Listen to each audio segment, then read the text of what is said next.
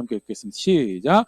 행위가 온전하여 여호와의 율법을 따라 행하는 자들은 복이 있으며. 아멘. 우리 방송 열심히 하시는 수고 많으셨고요. 네. 오늘 시편 119편 사실 오늘 우리가 암송할 부분 1절부터 24절 다 살펴보면 참 좋겠지만 가장 첫 번째 단락 1절부터 8절 말씀 간단하게 살펴보면서 또 시편 기자를 통해서 확인하게 하시는 신앙 함께 생각해 보도록 하겠습니다. 먼저 사실 이 한국말은 복이 있으며라고 그게 이제 맨 마지막에 등장을 했는데 히브리어 우선에는 이게 사실 강조가 많이 되고 있거든요. 아 복되다라고 히브리어 순서를 읽으면 아 복되다 하나님의 말씀을 어순으로 하면 행위가 온전한 사람이 복되고 그 행위가 온전한 것이 하나님의 율법을 따라 살아서 행해서 행위가 온전한 그 사람이 복되다라고 얘기하고 있는데요. 사실 이 율법을 따라 행하다라는 게 복되다라는 것, 교회니까 그런 이야기 하지라고 그렇게 생각할 수 있는데 성경에서 사실은 특히 시편에서 처음부터 강조해왔던 중요한 신앙의 이해도라는 게 시편 1편 1절 혹시 기억이 나시나요? 복 있는 사람은 여기도 마찬가지 여기서 똑같은 아쉐르라는 단어로 시작을 하면서 복된 사람은 악인의 꾀를 따르지 아니하며 죄인들의 길에 서지 아니하며 오만한 자들의 자리에 앉지 아니하고 불의를 행하지 않는다는 걸 쉽게 이야기하는 거죠. 불의를 행하지 않는 사람이 복되고 그리고 2절에 오직 여호와의 율법을 즐거워하며 그 율법을 주야로 묵상하는 도다. 그래서 복된 사람은 하나님의 말씀을 즐거워하고 하나님의 말씀을 주야로 밤낮으로 읊조리며 시절 그걸 따라 살아가는 사람이 복되다라는 것. 근데 사실은 우리 일반적으로 복되다라고 하면 뭘 쉽게 생각을 하나요? 여긴 다들 경건한 분들이 계셔서 좀 이렇게 당연하게 성경에 나오는 게 복되지요라고 생각할 수 있지만 일반적으로 우리 옆에 살아가는 쉽게 발견할 수 있는 복은 일단 돈 많이 벌면 맞죠? 복되다 그러죠? 그리고 그거 가지고 많이 누릴 수 있으면 복된 거고 원하는 거 할 수 있으면 그거 복된 거고 인생 살아가는데 별일 생기지 않고 평안하게 살면 어때요? 그거 복되다고요. 그게 복된 거지 어떻게 율법을 행한 게 복되다라고 이야기할 수 있는가라고 할 때요. 사실 굉장히 작은 표현이고 익숙한 표현이지만 분명히 우리가 확인하고 있는 사실이 있어요. 그게 뭐냐면 하나님 백성의 복은 하나님의 사람들의 복은 밖에서 얘기하는 복이랑 세상 그냥 살아가는 사람들하고 생각하는 복이랑 다르더라라는 거예요. 사실 최근에 우리가 그 말씀 함께 살펴봤었는데요. 여호수아 8장 33절 온 이스라엘과 그 장로들과 관리들과 재판장들과 본토인뿐 아니라 이방인까지 여호와의 언약궤를 맨 레위 사람 대사장들 앞에서 궤 좌우에 서되 절반은 그리심산 앞에 절반은 에발산 앞에 섰으니 이는 전에 여호와의 종 모세가 이스라엘 백성에게 축복하라고 명한 대로 함이라. 한창 전쟁 가나안 땅 정복 전쟁하기 바쁜데 하나님께서 명령하신 게 있었죠. 세겜 땅에 이르러서 그리심산 에발산에 이르러서 이 고백을 다시 하라라고. 그 다음 한번 보여주셨어요?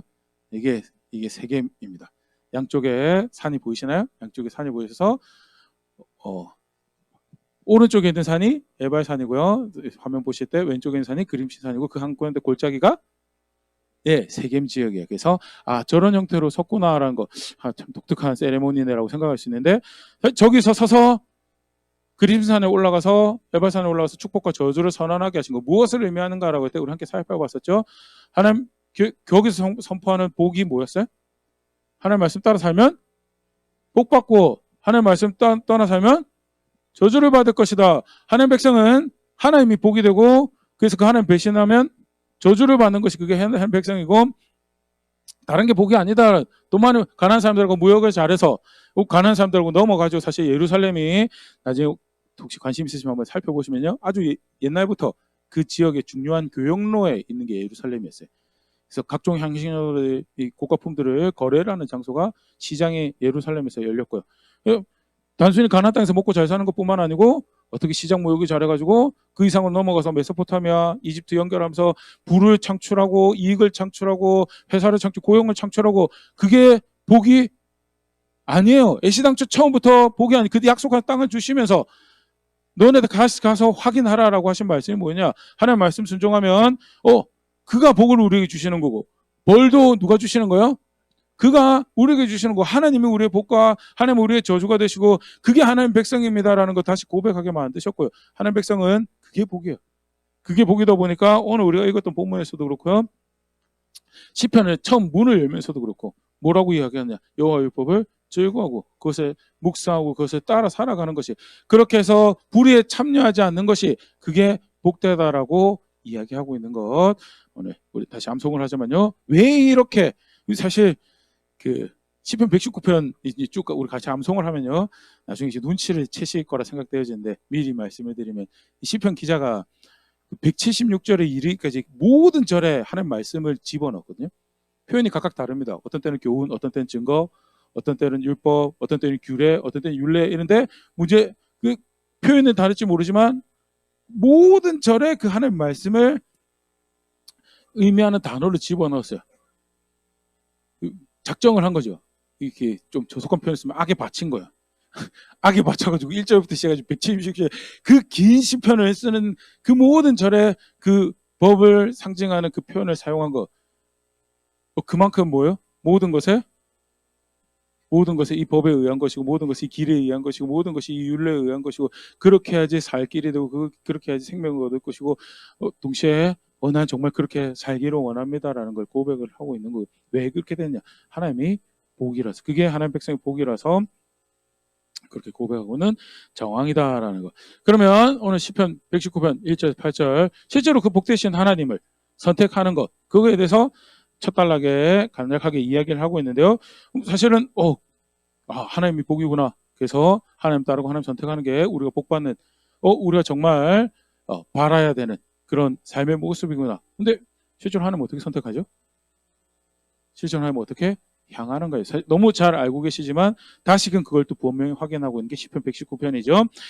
사실 출발할 때부터 그랬습니다. 출애굽기 20장 22절 여호와께서 모세에게 이르시되 너는 이스라엘 자손에게 이같이 이르라. 내가 하늘로부터 너에게 말하는 것을 너희 스스로 보았으니, 하나님께서 백성들 앞에, 모든 백성이죠. 그 대규모 인원들 앞에 직접 나타나셔서 하나님의 뜻을 전달하시고 하신 사건이 시내산에서 발생을 해요. 근데 시내산에서 그 일이 발생을 하는데, 시내산에서 나타나셨던 그 이제 어려운 표현을 신현이라고 그러는데, 나타나셨던 하나님의 모습을 한번 그림으로 그린다고 생각하면 어떤 그림을 그릴 수 있을까요? 그죠? 산 그려놓고 구름, 번개, 뭐 이런 거, 그럼 그렇죠. 근데 그게 하나님의 모습이 아니요. 물론 하나님이 현현하시는 방법으로 특히 이제 요한계시록감에 정말 주제처럼 사용되는 그런 걸 볼 수 있는데, 그럼에도 불구하고 그게 하나님 실체가 아니요. 하나님 얼마나 무서운 분이신지, 좀 더 적나라하게 표현하면 하나님 얼마나 위험한 분이신지, 경외해야 될 대상인가에 대해서 나타내시는 방법이 하나님이 보이지가 않아요. 그리고 성경에서 가르치는 중요한 하나님에 대한 이해가, 하나님은 보이지 않는 분이세요. 눈으로 확인이 안 돼요. 그럼 어떻게 그 하나님이 향할 수 있는가?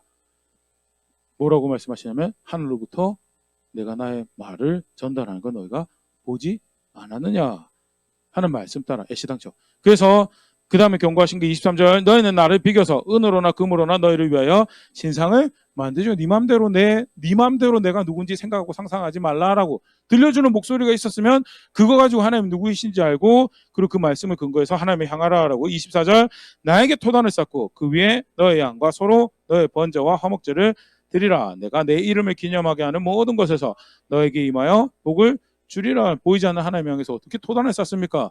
유일한 방법이 있죠. 사방을 다 토단을 쌓나요?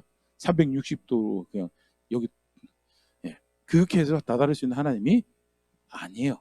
말씀을 가지고 하나님을 알고 말씀을 가지고 하나님을 향하는 방법이고, 처음부터 우리 언약 맺자라고 하시면서 가르쳐 주셨던 것이 나는 이런 존재니까 이렇게 나를 향할 수 있다라는 거였고요.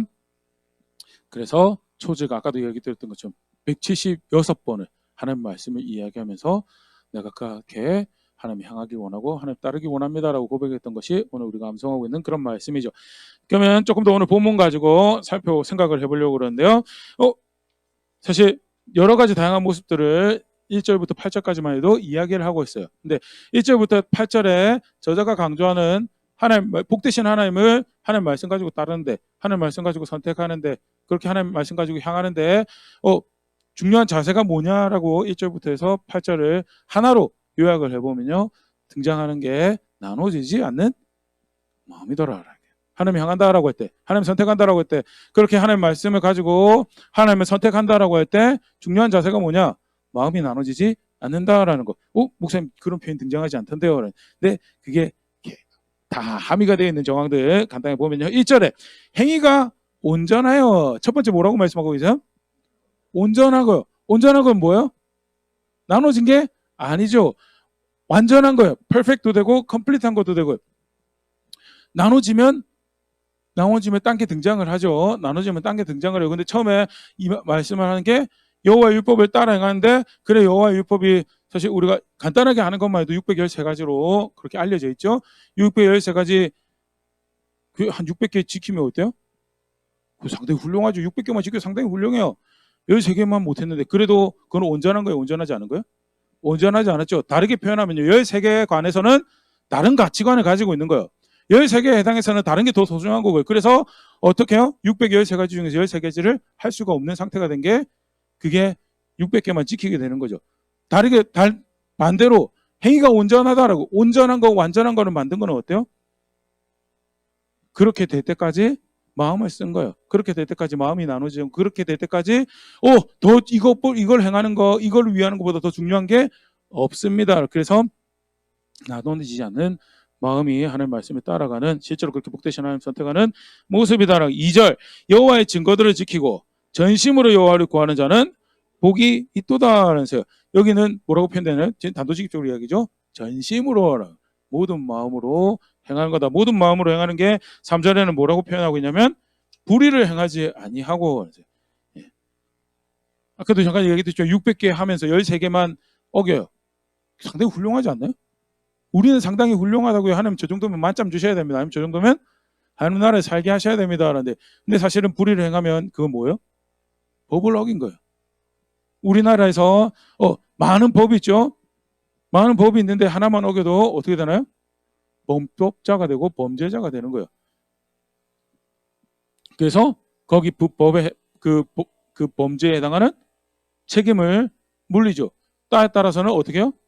이 사회 안에서 살아갈 자격이 없습니다라고 격리를 시키기도 하는 게, 그게 한 가지의 불의를 행한 거고요.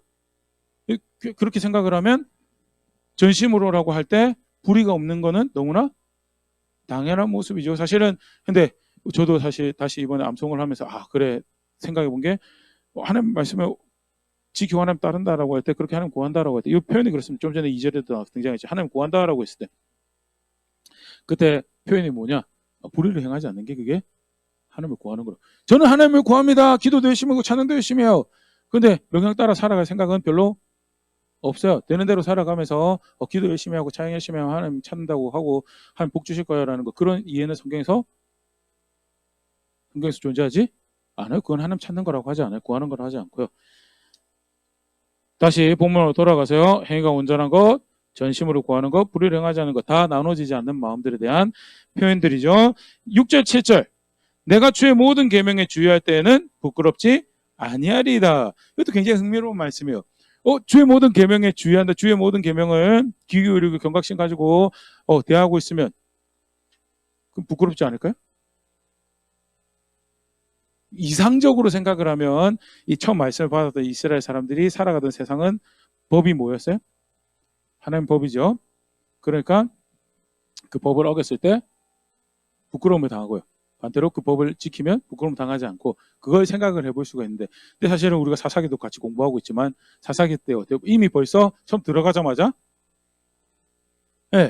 처음 들어가자마자 가나안 땅에 살아가는 세상이랑 얼룩덜룩해서 살아가는 그런 세상이었고요. 과연 하나님 말씀을 따라 살아가는 것이 부끄럽지 않다, 그게 그렇게 따라 살아갈 때 그거에 주의할 때 부끄럽지 않다라고 고백할 만한 그런 세상이었을까? 그러면 배신을 했을까요?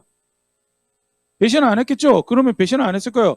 오히려 하나님 말씀 따라 살아가는 게 어리석어 보이고 미련해 보이고, 저렇게 해가지고는 언제 소위 말하는 가정을 세우고 저렇게 살아가지고는 언제 자신의 이름을 세울 건가라는 그런 생각이 드는 사회이기 때문에 결국 뭐예요?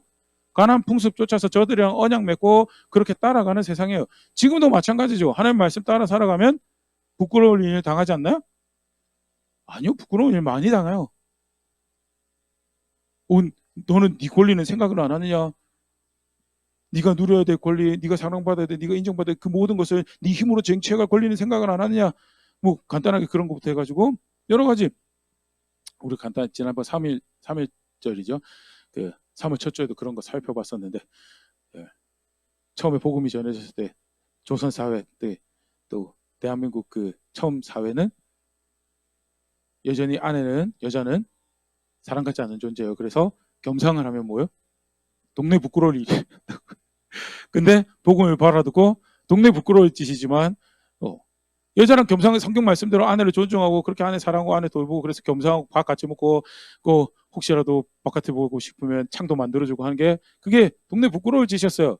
제가 이야기 드리는 거는 실제로 저자가 주의 모든 계명을 주의할 때 부끄럽지 아니하리이다라고 이야기하는 건요. 얼마만큼 자신의 마음을 자신의 생각을 하나님 말씀이 이게 내 삶의 기준이고 그래서 이걸 행하지 않으면 부끄러울 일이고 반대로 이걸 지키면 이게 얼마나 내 자존심을 지키고 내 자신을 지키는 길인가라고 그렇게 마음 먹었는 거라 사실 보여주는 표현이고 다르게 표현하면 얼마나 그 온전한 마음으로 하나님 말씀을 따르고 하나님 향하고 있었는 걸 사실 보일 수 있는 그런 대목이죠. 이해가 되시나요? 이 사실 하나님 말씀 따르는 게 별로 세속적인 눈으로 봤을 때 부끄러울 일이에요. 왜 그때 정직했느냐? 왜 그때 뭐가 의로운지 바른 건지를 선택해가지고 그렇게 고생을 하느냐? 너뿐만 아니고 나한테 딸려있는 식구들도 왜 그렇게 고생시키냐라는 이야기가 등장하는 게 지금도 우리가 살아가는 세상이에요. 근데 그걸 부끄러울 것으로 여기지 않았어요. 오히려 하나님 말씀을 어기는 걸 부끄러울 것으로 여겼고 그래서 내가 주의 모든 계명이 주의할 때는 부끄럽지 아니하리이다라고 고백하는 거예요. 그게 사실은 하나님 말씀 가지고 하나님을 구하는 모습이다라는 거. 7절도 그렇죠. 내가 주의 옳은 판단을 배울 때는 정직한 마음으로 주께 감사하리이다라면서요. 의로운 판단을 배운다라는 거 사실은 쉬운 일이 아닐 수 있어요. 내가 하고 싶은 일이 있어서 저질렀어요. 그런데 하나님 의로운 판단이 뭐래요? 너 잘못했다라고, 네가 불의했다라고, 네가 이기적이었다라고. 그러면 어떻게 하나요? 하나님 그래도 제가 사정이 좀 있었습니다. 그렇게 이야기하죠. 아니. 아멘하고 정직한 마음으로 감사하십니까? 그래도 하나님 제가 여러 가지 사정이 있었고 제 이해가 있고 그래 제가 좀 그거 하고 싶었습니다. 저는 충분히 그럴 만한 권리가 있었고 어떻게 저를 이해해 주시 않으십니까? 라고 그렇게 이야기하지 않을까요? 그 정작 그 의로운 판단을 전달해 준 사람한테 뭐라고 이야기해요? 네가 어떻게 나한테 그럴 수 있느냐고 그렇게 이야기하겠죠. 사실 저것도 굉장히 중요한 온전한 마음이 실제로 법이 그렇다면 내가 비록 그 말씀에 의해서 그 의로운 판단이 나를 공격하고 그 의로운 판단이 나를 비판하고 그 의로운 판단이 나를 불의하다라고 하더라도 내가 감사하겠습니다라고 이야기하는 거고요.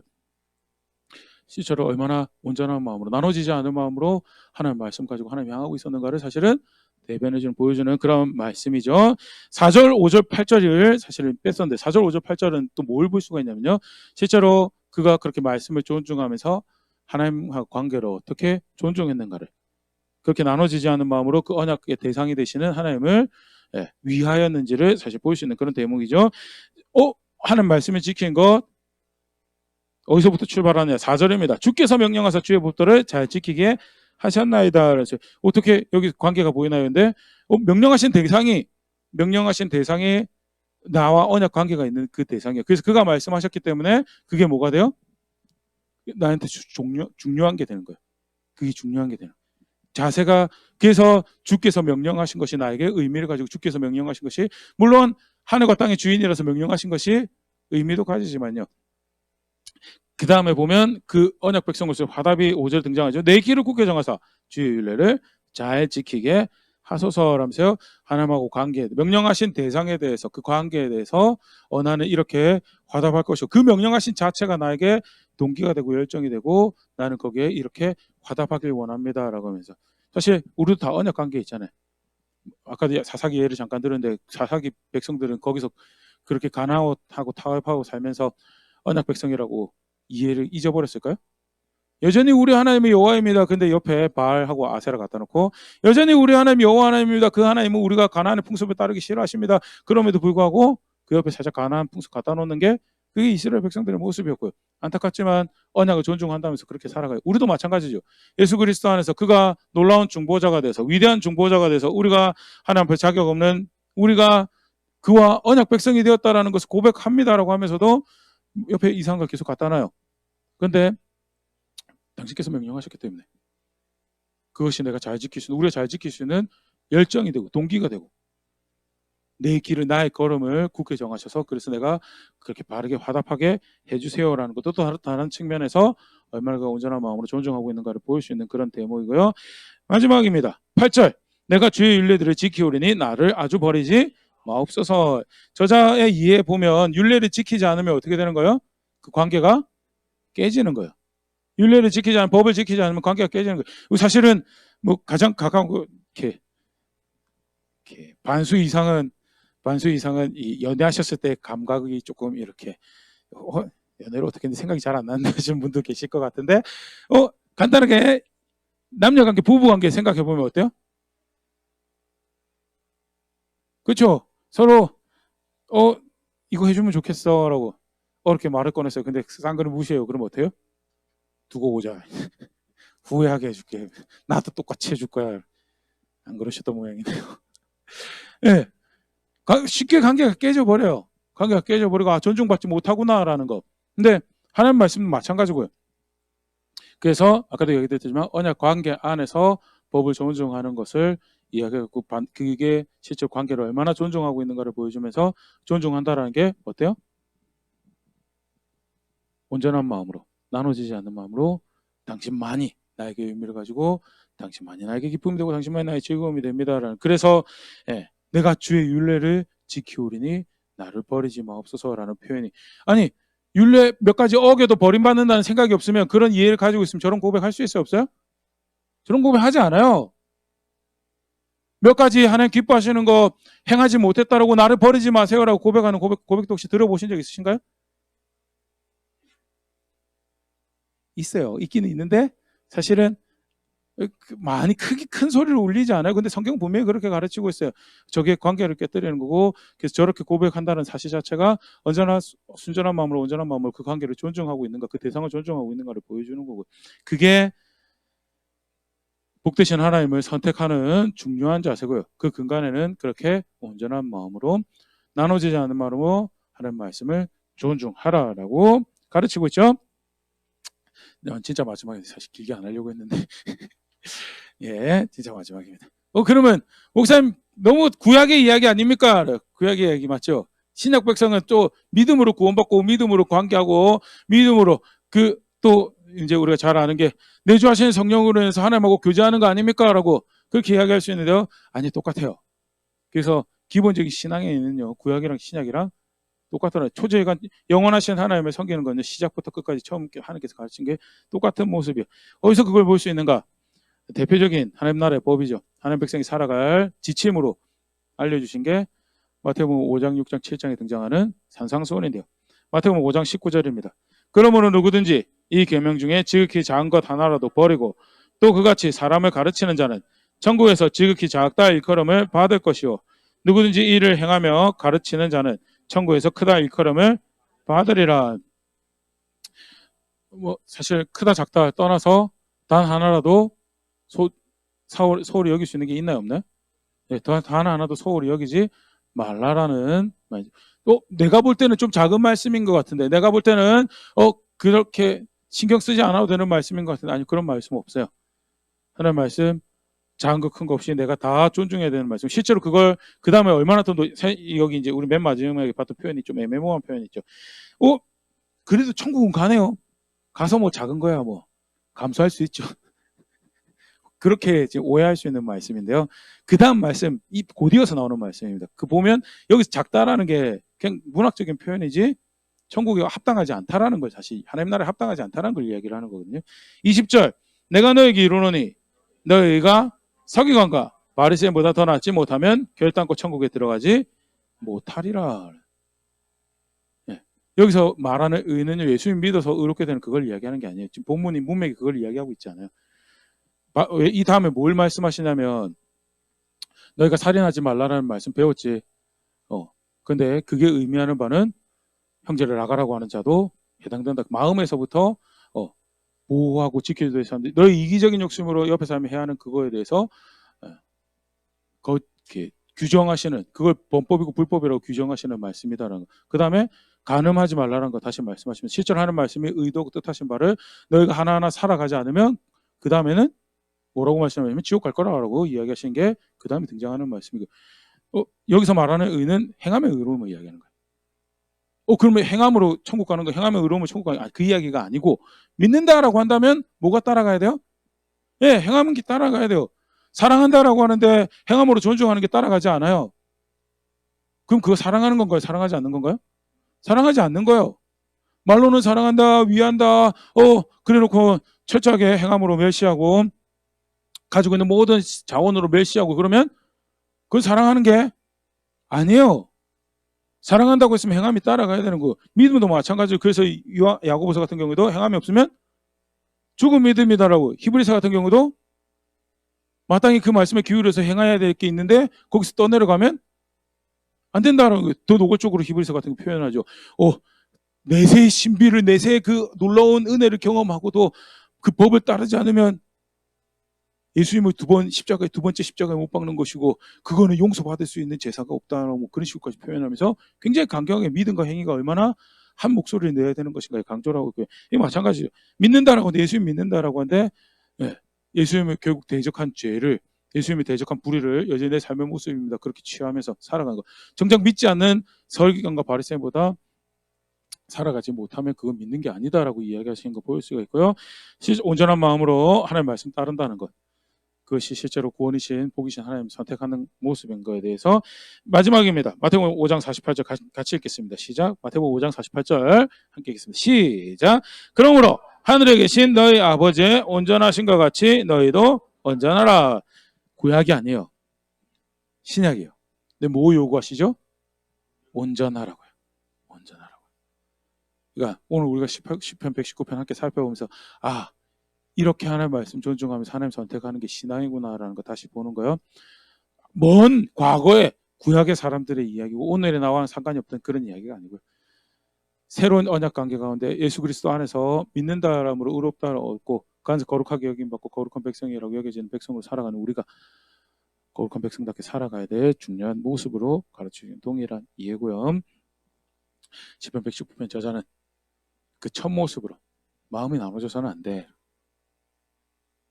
마음이 나눠져서는 안 돼.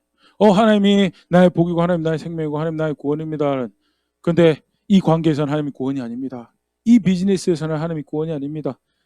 이 삶의 영역에서, 이 재정의 사용에서는, 이 시간의 영역에서는 하나님이 나의 도움이 되지 않고 조금 덜 가치 있는 것이 됩니다. 라면 그건 뭐예요? 그게 마음이 나눠지. 그렇게 해서는 하나님 선택할 수 있는 게, 그건 하나님 선택한 게 아니고, 그건 하나님 찾는 게 아니고 하나님 구하는 게 아니, 반복적으로 사실 이제 그런 표현들이 등장을, 오늘 간단히 1절부터 8절에만 봤지만 1절 8절은 구한다라는 표현 등장하고, 그 다음에 9절부터는 찾았다라는 표현도 등장을 하죠. 계속해서 그게 하나님 구하는 거, 하나님 찾는 거고, 그런 표현들 등장하는 것들 볼 수 있는데요. 중요한 자세가 뭐냐? 나눠지지 않는 마음이고, 그렇게 하나님 말씀 존중하는 게 진정한 우리의 복이 되신 하나님을 선택하는 모습이다. 짧게 함께 살펴봤는데요. 무엇이 복이었는지 다시 한번 더, 나는 무엇을 복으로 여기고 있는지 다시 한번 정직하게 헤아려 볼 수 있으면 좋을 것 같고요. 사실 복이 있다라고 확인이 되어지는데 그걸 선택해가는 게 정상적인데, 맞죠? 그걸 선택하지 않고 딴 거 선택하고 있는 것도 내가 그걸 복으로 여기지 않고 있구나라는 걸 확인해 볼 수 있는데, 내가 정말 무엇을 복으로 여기고 있는가 정직하게 다시 한번 더 헤아려 볼 수 있으면 좋을 거고, 실제로 그 복을 선택하는 모습이 뭔가 계속 암송대회 하면서 여기 계속 울려 퍼질 텐데요. 정직하게 다시 한번 더 확인해보고, 내가 그렇게 복이신 하나님을 선택하고 찾고 구하고 다른 자리에 있는 내가 되길 원합니다. 그렇게 걸음걸음 옮겨가면 나뿐만 아니고 이 복이 필요한 모든 이들에게 무엇이 복인지 알려주고, 그리고 그걸 향한 길을 보여주길 원합니다. 실제 그렇게 자라가는 제가 될 수 있으면, 그렇게 함께 성숙해져가는 우리가 될 수 있으면 좋을 것 같습니다.